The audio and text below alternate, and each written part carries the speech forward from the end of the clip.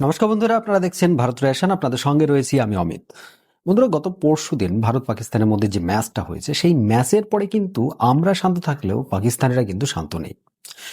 আপনারা সকলেই জানেন যে পাকিস্তান সচরাচর নিজেদের মধ্যেই কিন্তু ঝামেলায় জড়িয়ে পড়ে। এক্স্যাক্টলি সেটাই হয়েছে। এখন ভারত জেতার পরে পাকিস্তানে কিন্তু গৃহযুদ্ধ বেঁধে গিয়েছে। কেমন কথা বলছি সেটা আপনারা একটু পরেই বুঝতে পারবেন। সেটা হচ্ছে পাকিস্তানের সাবেক ক্রিকেটার, সাবেক ফাস্ট বোলার শোয়েব আখতার, তিনি একটা এমন কমেন্ট করেছিল যখন এক্স্যাক্টলি ম্যাচটা জিতলো। সেই সময় ভারতের এক সাংবাদিককে তিনি বলেছিলেন যে পাকিস্তানের ক্রিকেট বর্তমানে এমন এক মূর্খ ব্যক্তির হাতে রয়েছে যে কারণে পাকিস্তানের আজকে এই দুর্দশা। ঠিক সেই কথা জেরে বুঝতেই পারছেন পাকিস্তানের মধ্যে এখন সমস্ত মিডিয়ার মধ্যে এই একটাই চর্চা হচ্ছে। ঠিক সেই কথার এক্সপ্লেন করতে গিয়ে তিনি পুরো উল্টিয়ে কথাটা একটু অন্যরকম ভাবে দেখিয়েছেন। মানে এক কথায় ডিগবাজি বেড়েছেন। শোয়েব আখতার ইন্ডিয়ান মিডিয়ার সামনে এক কথা বলে গিয়েছে, এক্স্যাক্টলি ঠিক পাকিস্তানের মিডিয়ার সামনে তার উল্টোটাই বলেছে। তো এখন সমস্যা হচ্ছে যে কি, যে ভারত পাকিস্তান খেলা হলেই এক্স্যাক্টলি পাকিস্তানের মধ্যে এই ধরনের কেন সমস্যার সৃষ্টি হয়। রিসেন্টলি আমরা একটা নিউজ দেখছিলাম যে পাকিস্তানের সেনাপ্রধান, পাকিস্তানের যিনি ফিল্ড মার্শাল, বা উনি হচ্ছেন আসিম মুনির, তিনি একটা কমেন্ট করেছেন। তিনি বলেছেন যে এই মহসেন নাকভি এর ওপরেও কিন্তু তদন্ত হওয়া দরকার আছে। মানে সোজা কথায় বলতে পারেন যে ভারত যুদ্ধে মানে কামান দিয়ে যেটা না করতে পারে সেটা কিন্তু ক্রিকেট বল দিয়েই করে দিয়েছে, বল আর ব্যাট দিয়ে। মানে পাকিস্তানের মধ্যে যে গৃহযুদ্ধ বাঁধানো, এটা কিন্তু এত সহজ নয়। আপনারা যদি ভেবেচিন্তে দেখেন তাহলে এটা যথেষ্ট বড় একটা বিষয়।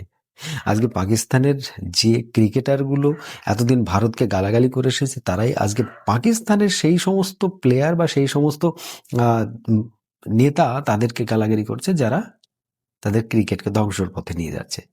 কিন্তু দেখুন এটার এক্সপ্লেন শোয়েব আখতার আবার কিভাবে করেছে। এক্সপ্লেন করেছে, সে বলেছে যে আমি কিন্তু মহসেন নাকভিকে কিছু বলিনি। মহসেন নাকভি মানে এক কথায় বলতে পারেন যে মহসেন নাকভি শুধুমাত্র পাকিস্তান ক্রিকেট বোর্ডের প্রেসিডেন্ট নয়, হচ্ছে তিনি কিন্তু পাকিস্তান যে সরকার রয়েছে সেই সরকারের একজন ইন্টেরিয়র মিনিস্টার, একজন মন্ত্রী তিনি।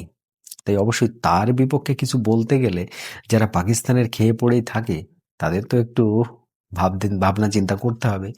শোয়েব আখতার হয়তো আবেগের বশে সেই কথাটা বলে ফেলেছিল। এক্স্যাক্টলি ঠিক তার ঘন্টা খানিক পরেই, ঘন্টা দুয়েক পরেই কিন্তু তিনি আবার তার এই কথাটা উল্টিয়ে দিয়েছেন। তিনি দেখতে পেয়েছেন, হয়তো তার মাথায় ঢুকেছে যে আমি কি বলে ফেলেছি। বেশি বাড়াবাড়ি করলে আবার ওই, বুঝতেই পারছেন, ইমরান খান, মনে আছে তো? ইমরান খানের মতো পরিস্থিতি হয়ে যাবে এইসব প্লেয়ারদের। তাই পাকিস্তান কি সেটা আমরা খুব ভালোভাবেই জানি। আজকের ডেটে যেভাবে পাকিস্তানকে ভারত হারালো সেটা হয়তো সারা জীবন তারা মনে রাখবে। আর এটা স্বাভাবিক বিষয় যে পাকিস্তান যেভাবে কমা টিমের বিপক্ষে যেভাবে তারা স্ট্রাগল করে।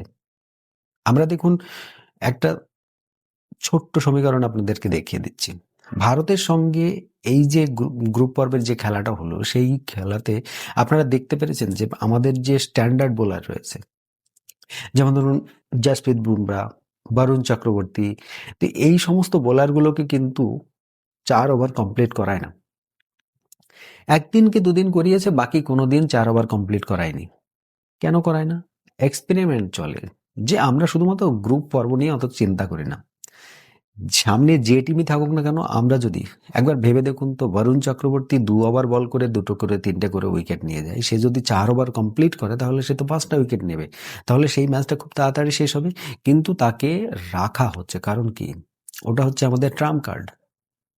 ট্রাম্প কার্ড কোনো সময় প্রথমেই বের করতে হয় না, ট্রাম্প কার্ডকে লাস্ট পর্যন্ত রাখতে হয়। তো আমরা যখন সুপার 8-এ আসবো, ঠিক এক্স্যাক্টলি সেই সময় কিন্তু বরুণ চক্রবর্তীকে সম্পূর্ণভাবে খেলানো হবে।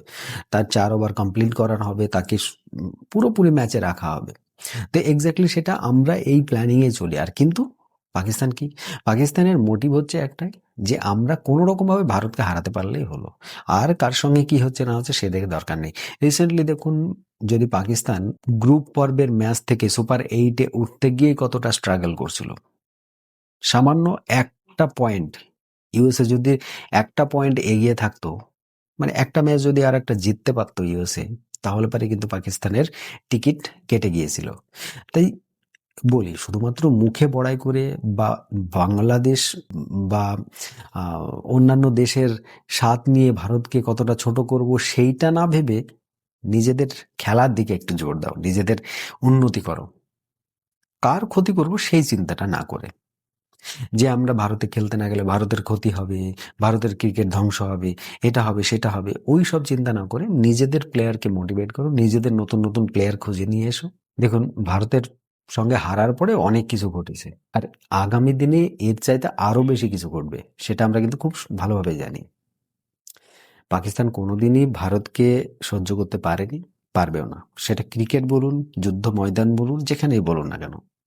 এখন সমস্যা হচ্ছে এটাই যে সুপার এইটে ভারত কিন্তু একটা গ্রুপে আছে, পাকিস্তান অন্য আর একটা গ্রুপে আছে। এবার হয়তো হতে পারে পাকিস্তান সেই গ্রুপ থেকে উঠে গেল, সামনে কিন্তু আবার ভারত আসছে, তাই পাকিস্তানের এখন থেকে সাবধান হওয়া উচিত।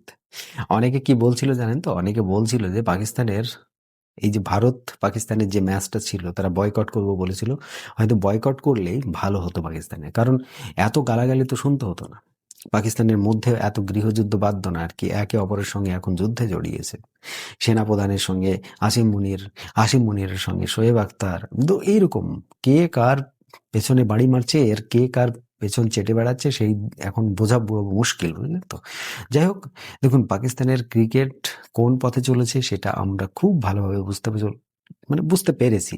এতদিন ধরে দেখছি, এখনো দেখছি, আগামী দিনে দেখব। কিন্তু আপনাদের কি মনে হয়, আগামী যে সেমিফাইনাল হতে চলেছে সেখানে কি আবার ভারত পাকিস্তান মুখোমুখি হবে?